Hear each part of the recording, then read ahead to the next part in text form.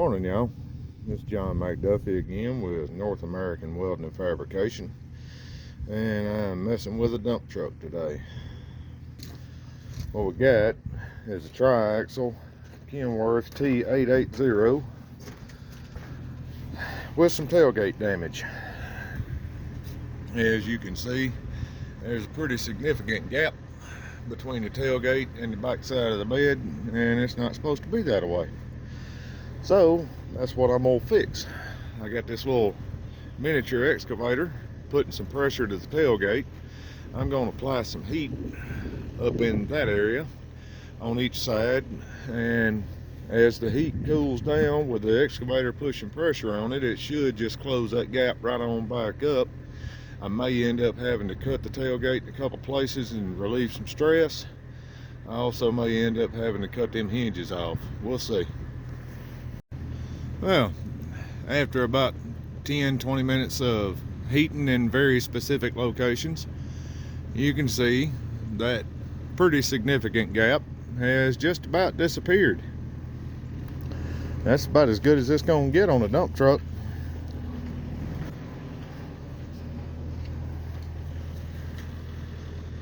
There's this side. Now, I've removed all the excavator pressure, and she's holding position, so all I got to do now is weld up all these cracks. Once all them cracks is fixed, I'm gonna have to go after that a little bit with a hammer, but that ain't no big deal. Yeah, once all the cracks is fixed, she's done. Yeah, I'm gonna fix the latch pin cracks too.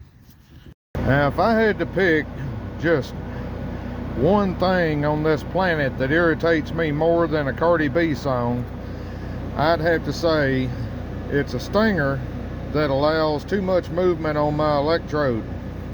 So I'm gonna replace this stinger because she's seen a lot of miles and a lot of hot rods, and she don't grab the little rods anywhere near as tight as she used to grab them.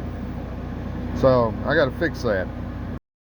Well, they slam full of surprises out here. I was just happily welding away on my little dump truck tailgate, and I get met with a question. Can you weld that hole up right there? Well, sure. It's aluminum, cast aluminum. That comes from some big truck transmission. It does some kind of magical wizardry thing with the PTO. I don't know what, but they want that hole welded up, so I'm gonna weld that hole up for them.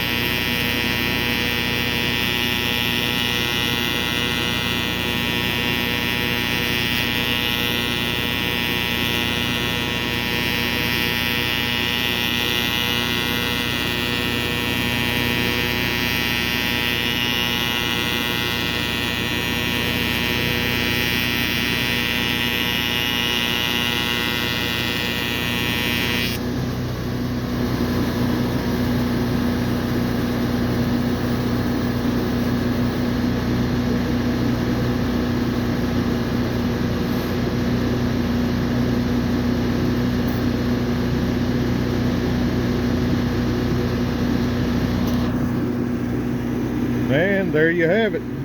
Hole fixed. Welded up. It won't leak oil now. Now, that little detour didn't take all that long, but that's just one reason why I always keep everything that I can keep on the truck. You never know what you're gonna get into.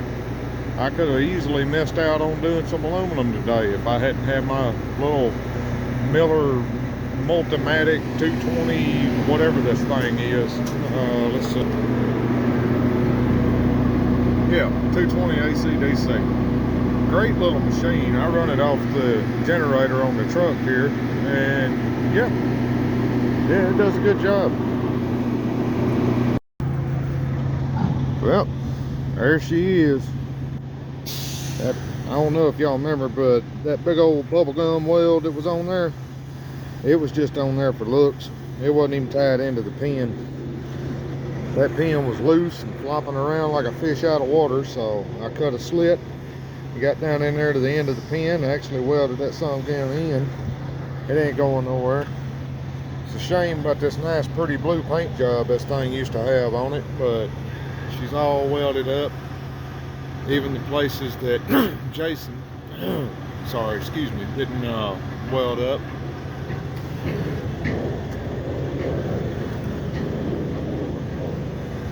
There's all of that. Now, she's straight, she shuts right, and the latches are right. So this one's done.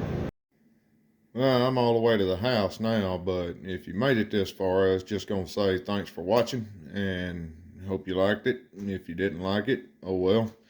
Anyways, yeah, y'all have a good one. See you on the next one.